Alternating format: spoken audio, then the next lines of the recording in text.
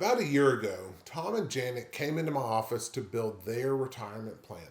At the time, everything was pretty straightforward. Janet wanted to work 3 more years, Tom would work 7 more years. Both claimed Social Security at age 67. They had about 1.6, 1.55, 1.6 million saved in retirement at that time. Their home was paid off, they had no debt, and they wanted to spend roughly $72,000 a year in retirement. So we built the plan, we stress tested it, we ran multiple scenarios, and everything looked good for Tom and Janet. Problem solved, or so we thought. Fast forward 1 year, Janet sat across from me and said, Jonathan, I don't think I can do 3 more years. She wasn't sick, she wasn't injured, she was just simply tired of her employer demanding more and more from her and not showing up to support her the same way she was showing up day in and day out to support. In fact, they were asking her to get additional credentials and learn new systems and softwares, which is fine. But after doing this for 40 years, she just kind of hit a roadblock. She didn't want to continue to pour into them when they weren't going to continue to pour into her. So we met on a Wednesday, and she told me, Jonathan, I want to meet and review this plan because Friday is my last day. We had 2 days to review this to confirm or figure out if this was even feasible. But what happened next really kind of shook the room and made us all realize that ultimately our time is finite. Tom, her husband, Janet's husband, shared that his father had been recently diagnosed with a terminal illness, and they thought they had more time with him, but things changed quickly, and Tom's father had passed away in his early 80s. And so for the first time, Tom had started questioning whether working an additional 7 years was really what he wanted. He actually said to me, when my father passed at 81 and me at 60, I was just concerned, how much time do I really have? And if I, work 7 more years, I'm losing 7 more years of my retirement that I could be doing the things that he loved. So he was starting to really internalize, time being his biggest asset, and does it make sense to continue working if the numbers can work out today? He had already actually built his dream garage on the backside of his property. He wanted to tinker on cars. He's a self-proclaimed gearhead. And so he wanted to be under the hood and tinkering and have the ability to do the things and the hobbies that he loves, and then also spend time traveling and doing the things that Janet loves, and then doing those together. So, just suddenly found himself wondering, what if I'm spending some of my best years preparing for retirement instead of actually living it? Now, the retirement plan we built a year ago didn't quite feel so perfect anymore. In fact, we're actually had kind of done a 180. Like we're over it. We want to retire if the plan says we can retire. So what I want to do today is kind of pull up the original plan so you can see it, and then show you and walk through what we've done to kind of show, can retirement be successful today at 67 and 60, and how can we continue to provide them the clarity and confidence they need in their financial planning, their retirement plan, their income plan. What I'll say is we've changed their names. Their names are not actually Tom and Janet. We do that for clarity and protection, and we've changed a little bit of the scenarios again to protect them. So you could consider this a hypothetical case study, but this has come from real conversations with people where we are kind of displaying to them, how can we take your nest egg today, provide that retirement paycheck, and let you retire early so that you can live and create the life you love. We'll answer these questions, we'll walk through, and what we want to do is make sure we point these out so that you can be thinking about how do you optimize your money and your life so that you can create the life and retirement that you love. And by the way, if we're meeting for the first time, I'm Jonathan Bedner, certified financial planner, co-owner of Paradigm Wealth Partners in Knoxville, Tennessee. And we help individuals and families build retirement plans designed around their life. And we believe time is your biggest asset. And so we're not trying to just grow the biggest portfolio. We're trying to create a life that you love, full of experiences and hobbies and traveling, doing things with your friends and family. So with all that said, let's dive into Tom and Janet's original retirement plan and let's see what changed. All right, so now we're going to dive into the planning part of Tom and Janet Davis. We're going to kind of just walk through kind of the base facts of what they originally were planning for, and then I'm going to walk through and show you the we're ready to retire today scenario. So I'm going to run through these facts real quick. Net worth today is about $1.7 million, investable assets of $1.2 million. So there's roughly $480,000, $500,000 in equity in the house here. That leaves them $1.2 million in retirement accounts. So that's what we're trying to look at for funding their retirement. So Tom is 60, Janet is 65. We are looking at retiring, really today, walking away from retirement. Janet to retire effective immediately. Tom, the original plan was for him to work 67. And what we're going to do is actually kind of show you he is going to finish out the remainder of 2026 and maybe some of first quarter. So he's 60 today. He'll be 61 in October. And so we're going to show him essentially working for, kind of 9 more months. But what does it look like to retire at 61 versus continuing to work till 67? Net worth, there's some Aflac stock. They have a joint account worth about $440. There's some Pepsi stock. Janet has her current 401k. There's an IRA. Tom has his current 401k. And then Tom has his IRA. That leaves their primary house, their only home, their only their only real estate asset is their home at $482,000. Current income today, Janet makes about $87,000. Tom makes about $168,000. If Tom goes till 67, his Social Security will be $46,000. Janet's Social Security at 67 would be $29,000. Current expenses are $72,000. They're in Tennessee. Tennessee has no state income tax.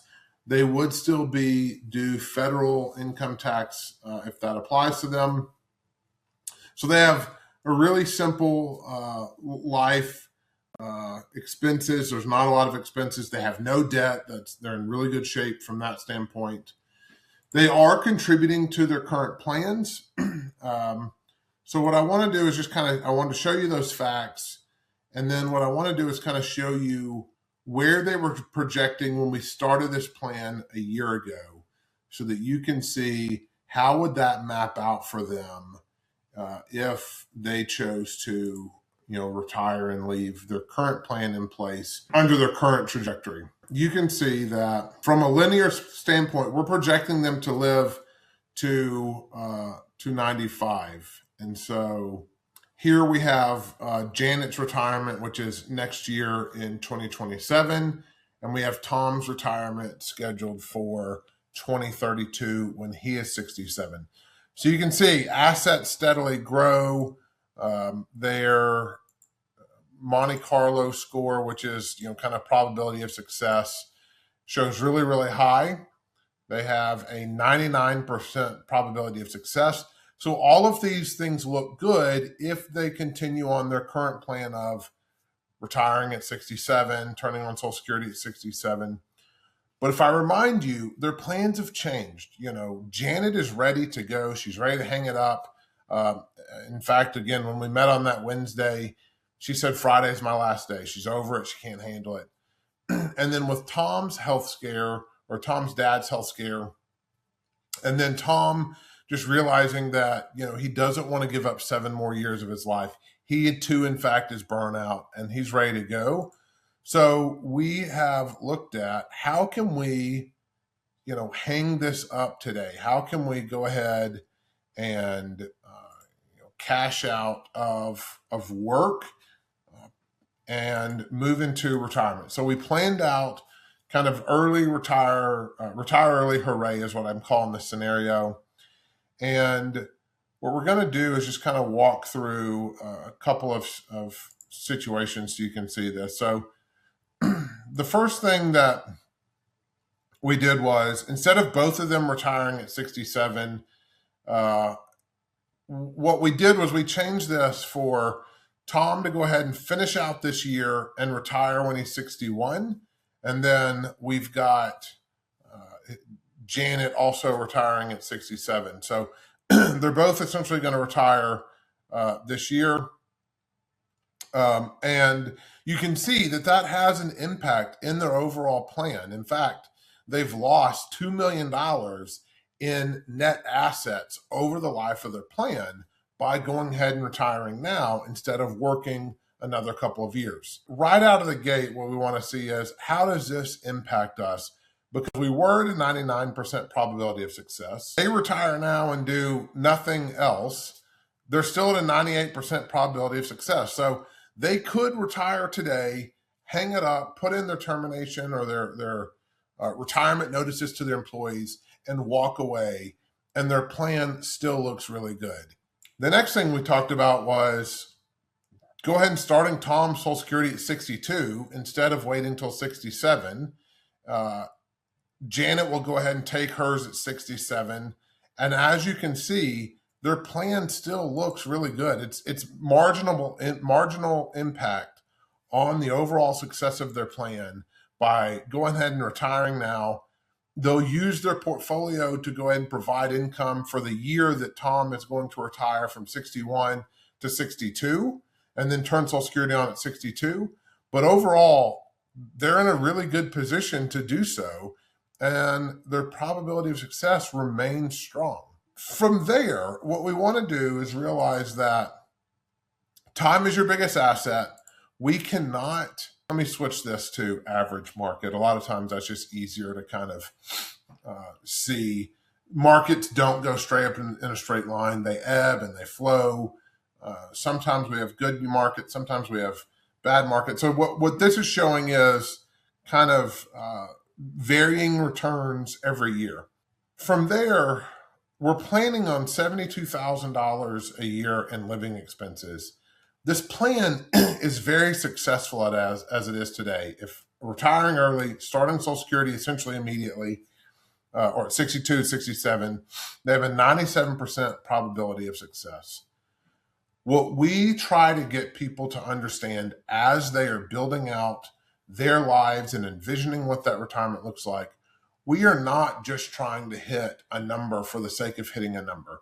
You need to think about your retirement plan. In this case, Tom and Janet be thinking about their retirement plan so that they can plan for their life and their retirement years, their golden years, with sufficient money. But what a lot of times people look at these Monte Carlo plans and they want perfection. They want 97, 98, 99, 100% success because that feels good.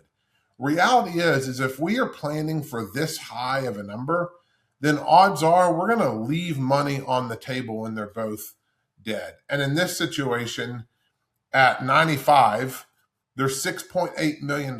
That's three or four times the amount of money they have today. I guess pushing more than that, pushing 5 times the amount of money they have today in investable assets. And so if the goal is not to leave a huge lump sum to your kids, and in this situation, it's not. If there's money left over for their kids, fine. But the goal is not to leave a big pile of cash. They want to be able to help family along the way. They want to enjoy their life that they've created to this point. And so we don't need to be striving for a high probability of success. What we need to be doing is figuring out how can we go ahead and retire earlier? How can we start doing some more of the things we want to do? Travel, buy a new Jeep to tinker on and to work on, learn a new hobby.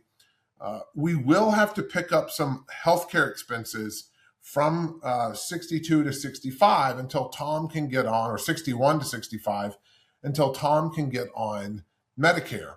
So what I did was I adjusted the living expenses here to go from $72,000 a year up to $90,000 a year in retirement. And so what we want to make sure we're factoring in is spending more of that money so we don't leave as much at the end of the plan, but also account for maybe some of the additional healthcare expenses we're going to have for Tom's health insurance premiums that he's going to have to cover, and then maybe any out-of-pocket expenses he may also have on top of that. So when we increase their spending from 72 to 90, they still have an 83% probability of success. And so what I want to try to show you, and when I showed this to Tom and Janet, there was a big sense of relief. Janet was very concerned about, how are we going to make it? Now, am I going to be okay? Is there enough money to last us our lifetimes? And obviously there's going to be some big impact decisions that get made, and your spending is going to play a major role in this. I mean, if we're spending $150,000 a year, it's probably not going to look as good. But you can have, give yourself the permission to take a step back. You're in a much better situation than you think.